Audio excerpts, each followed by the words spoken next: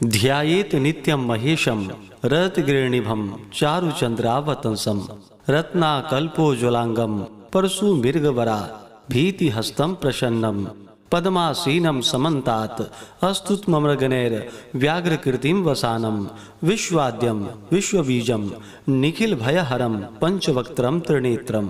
ओम नमः शिवाय। जय श्री राधे कृष्ण। आइए आज आप सब सुनेंगे सावन सोमवार व्रत की कथा। श्रावण के महीने में विशेष प्रकार से प्रति श्रावण के जितने भी सोमवार होते हैं उन सभी सोमवार का भक्तजन जो भी व्रत को धारण करते हैं, इस दौरान भगवान शिव जी का पूजन करते हैं, कथा श्रवण करते हैं।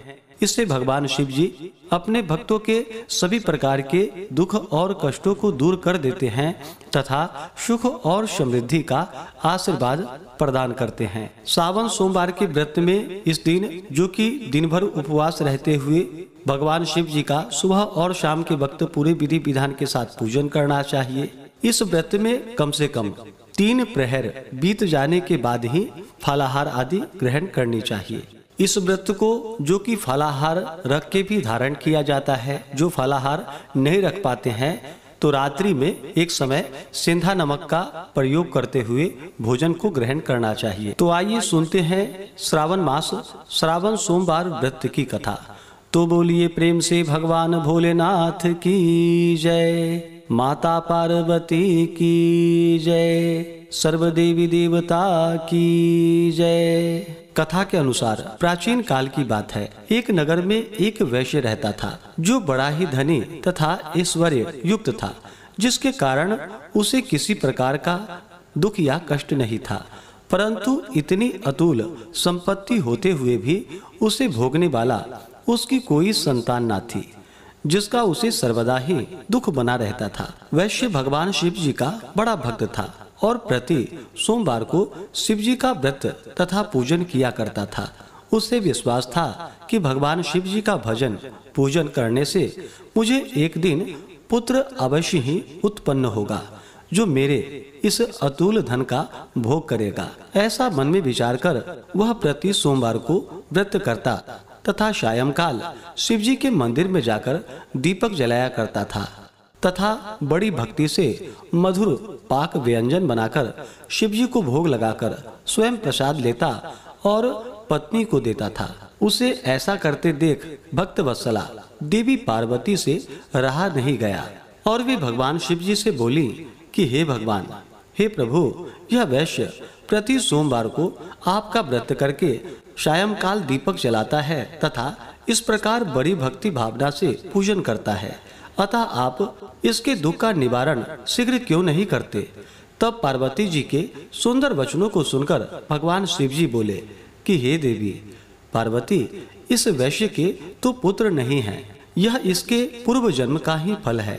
देवी, यह जगत तो कर्ममय है, मनुष्य कर्म के बंधनों से बंधा हुआ यहाँ आता है तथा अपने अपने कर्मों के फल को भोगता है।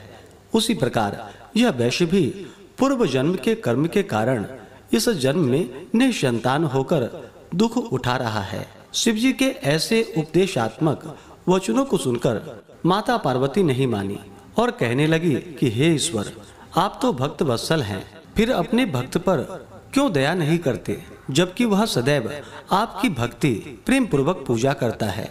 फिर आप उसे पुत्रवान करके उसके दुख का नाश क्यों नहीं कर देते। यदि आप अपने भक्तों के दुख का निवारण नहीं करेंगे तो कौन आपका व्रत पूजन और सेवा करेगा। हे भगवान शिव जी, हे देवादिदेव महादेव, मेरा आपसे अनुरोध है कि आप कृपा करके उसे अवश्य ही पुत्रवान कीजिए। जब पार्वती जी शिव जी से ऐसा कहने लगी तो शिव जी बोले कि हे देवी, जब तुम ऐसा कहती हो तो मैं तुम्हारे कहने से उसे पुत्र का वर देता हूँ। यद्यपि उसके भाग्य में पुत्र का सुख नहीं है, यह तो केवल 12 वर्ष तक ही जीवित रहेगा, इसके पश्चात वह मृत्यु को प्राप्त हो जाएगा। इस प्रकार कुछ काल व्यतीत होने पर उस वैश्य की स्त्री गर्भवती हुई तथा 10वां महीना प्राप्त होने पर एक सुंदर पुत्र की उसे उत्पत्ति हुई, जिससे उसके घर में बड़ी खुशी मनाई गई। सब लोग अत्यधिक हर्षित हुए, परंतु उस वैश्य को कुछ विशेष सुख नहीं मिला, क्योंकि उसे यह विदित था कि यह पुत्र 12 वर्ष बाद पुनः मृत्यु द्वारा ग्रसित हो जाएगा। इस प्रकार हंसी खुशी में वह 12 वर्ष का हो गया। एक दिन उसकी माता वैश्य से विवाह के लिए कहने लगी, तो उसका पिता विचार कर कहने लगा कि अभी विवाह की क्या जल्दी है, अभी तो मैं इसे काशी जी पढ़ने के लिए भेजूंगा। स्त्री से ऐसा कहकर उस वैश्य ने बालक के मामा को बुलवाया और उसे खूब अधिक धन देकर बोला, अब तुम अपने भांजे को काशी जी ले जाओ और इसे विद्या अध्ययन इससे करवाओ तथा रास्ते में स्थान स्थान पर ब्राह्मणों को भोजन देते तथा यज्ञ करते हुए जाना। इस प्रकार वे दोनों मामा भांजे स्थान स्थान पर ब्राह्मणों को भोजन देते तथा यज्ञ करते हुए एक नगर में पहुँचे।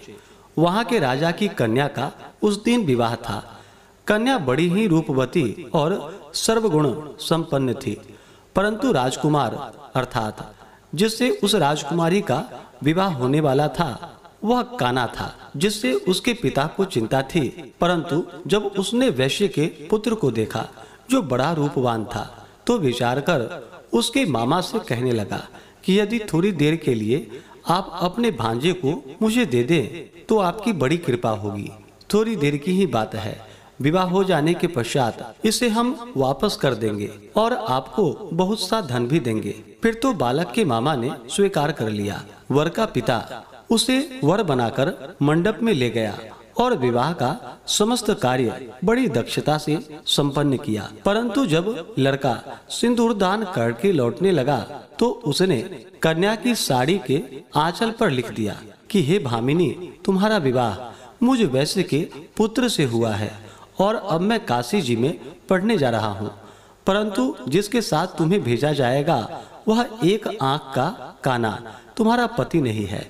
इस प्रकार विवाह कार्य संपन्न होने पर विदा की बेला पर जब राजकुमारी ने अपनी साड़ी पर कुछ लिखा देखा तो उसे पढ़कर उसने राजकुमार के साथ जाने से इनकार कर दिया और बोली, यह मेरा पति नहीं है, मेरा पति तो वैश्य पुत्र है जो इस समय काशी जी में पढ़ने के लिए गया है। फिर तो राजकुमारी की ऐसी बात सुन उसके माता पिता अत्यंत आश्चर्य में पड़ गए और राजा अर्थात वर के पिता की धूर्तता से अत्यंत दुखी हुए तथा कन्या को विदा नहीं किया। बारात बिना कन्या के लौट गई। उधर वह वैश्य का पुत्र तथा उसका मामा दोनों काशी जी में पहुँचे तथा बालक ने अपने अध्ययन प्रारंभ कर दिए और उसके मामा ने यज्ञ करना प्रारंभ कर दिया। इस प्रकार कुछ दिन व्यतीत होते हुए लड़के की अवस्था 12 वर्ष की हो गई। उस दिन यज्ञ हो रहा था। उस बालक ने अपने मामा से कहा कि आज मैं कुछ अस्वस्थ लग रहा हूँ और सोने जा रहा हूँ। ऐसा वह जाकर मामा से कहकर के सो गया। परंतु उसके सोने के थोड़ी देर बाद ही उसके मामा ने आकर देखा तो भांजे को मरा हुआ पाया, जिससे वह अति दुखित हुआ। परंतु यज्ञ हो रहा था, इसलिए यज्ञ विध्वंस के भय से चुप रहा। और जब यज्ञ कार्य संपन्न हो गया तथा सब ब्राह्मण चले गए, तब वह खूब जोर जोर से रोने लगा। उसी समय भाग्यवश पार्वती जी सहित शिव जी उधर से जा रहे थे कि तभी पार्वती जी ने करुण रुदन को सुना, जिसे सुनकर उनका हृदय द्रवीभूत हो गया और वे भगवान शिव जी से कहने लगी कि हे कृपा निधान, देखिए तो कौन इस समय इतनी करुणा से रुदन कर रहा है। आप वहां चलकर देखिए वह क्यों रो रहा है। तब पार्वती जी का ऐसा आग्रह देख शिव जी उस स्थान पर गए जहां उसका मामा अपने भांजे को लेकर रो रहा था। फिर तो पार्वती जी ने उस बालक को पहचान लिया और बोली कि हे महाराज, देखिए तो इतना सुंदर यह वैश्य का बालक मरा जा रहा है जो आपके वरदान से हुआ था। शिव जी बोले कि हे देवी, यह बालक अपनी आयु समाप्त कर चुका है और मर गया है, इसमें किसी का क्या दोष। पार्वती जी ने कहा कि हे देवादिदेव भगवान शिव, जैसे आपने इसे अब तक 12 वर्ष की आयु दी थी, वैसे ही जीवन पर्यंत के लिए और आयु दे दीजिए, नहीं तो वह वणिक पुत्र के वियोग में मृत्यु को प्राप्त हो जाएगा। तब पार्वती जी के ऐसा कहने पर शिव जी ने वणिक पुत्र को जीवित कर दिया। इस प्रकार भगवान शिव जी के वरदान से वह जीवित हो गया और भगवान शिव पार्वती पुनः अपने धाम को अंतर्ध्यान हो गए। फिर कुछ दिनों के पश्चात वह बालक अपने मामा के साथ अपने नगर की ओर चल पड़ा तथा रास्ते में चलते चलते पुनः उसी नगर में आया जिस नगर में राजकुमारी के साथ उसका विवाह हुआ था। वहां पहुंचकर उसने यज्ञ करके ब्राह्मण भोजन कराया, जिससे भोजन करते जाते हुए पंडितों द्वारा राजा को यह खबर लगी कि काशी से कोई वैश्य पुत्र आया है जो यज्ञ करके ब्राह्मणों को भोजन दे रहा है। राजा उसे देखने के लिए गया और वहां पर उसने स्वयं अपने जामाता को देखा तो अति प्रसन्न हो आदर के साथ अपने महल में ले आया और कुछ दिन तक रखकर खूब आदर सत्कार दिया और पुत्री को खूब दान दहेज देकर पुत्री और जामाता को विदा कर दिया। तब वह वणिक पुत्र स्त्री सहित मामा के साथ अपने नगर की ओर चल पड़ा। जब वे लोग घर के थोड़ा नजदीक आए तो मामा ने कहा कि मैं जाकर पहले अपनी बहन को तुम्हारे आने की खबर देता हूँ, जिससे कि वह वधू सहित तुम्हारा स्वागत कर सके। इधर वह वैश्य अपनी स्त्री सहित छत पर जा बैठा था कि यदि मेरा पुत्र काशी से लौटकर नहीं आएगा तो हम लोग यहीं से कूदकर प्राण दे देंगे। परंतु जब साले ने आकर यह कहा कि आपका पुत्र कुशल से अपनी स्त्री सहित आ रहा है, आप लोग विधिवत उसका स्वागत कीजिए। साले की ऐसी बात सुनकर वे लोग अति प्रसन्न हुए और बड़े आदर के साथ पुत्र वधू का स्वागत किया और अति प्रसन्न हो सोमवार व्रत करके भगवान शिव जी का विधिवत पूजन वंदना किया।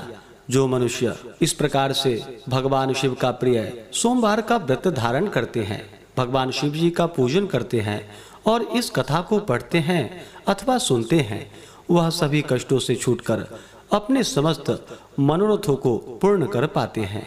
तो बोलिए प्रेम से भगवान भोलेनाथ की जय, माता पार्वती की जय। तो आइए अब सुनते हैं भगवान शिव जी की आरती।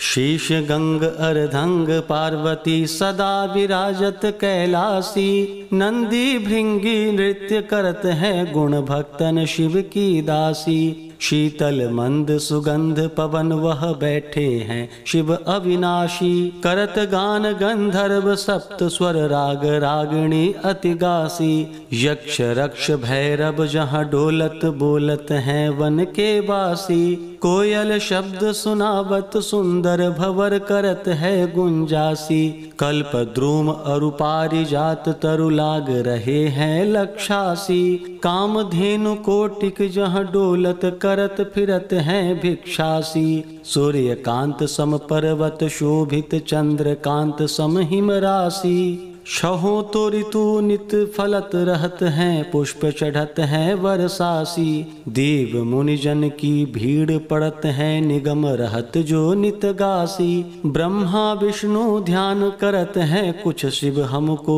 फरमासी।